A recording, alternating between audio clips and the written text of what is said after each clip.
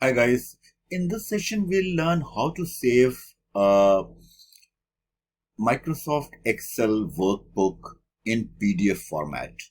See what happens is normally when you are interacting with some other company or other people, PDF document is the more appropriate way of data exchange because there are some legalities where uh, people can't make any changes in PDF documents. In addition to that, everybody may not have Microsoft Excel, so it will be difficult for them to uh, open your document. So, whatever be the reason, we'll see how to save your work in PDF document, which is more universal in nature. So, we will suppose this is the document we are talking about. We'll go to File,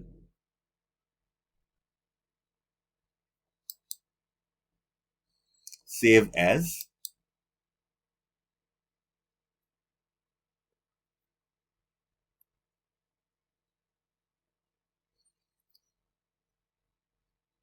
Now, book 1 will leave it as it is, or you can change the name also. Instead of Excel workbook, we will select PDF, which is here.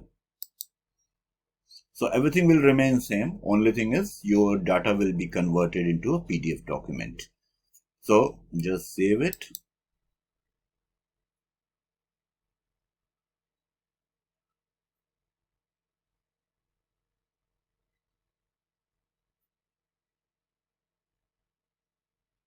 Now see, it has opened it as a PDF document, and before you close it, it is showing you that, okay, this is how it will look when somebody opens this document using PDF reader. So we will close it and we will minimize this. We will minimize everything and we will search where is the PDF book 11. So here, if you see, it is PDF document book 111. If you double click it,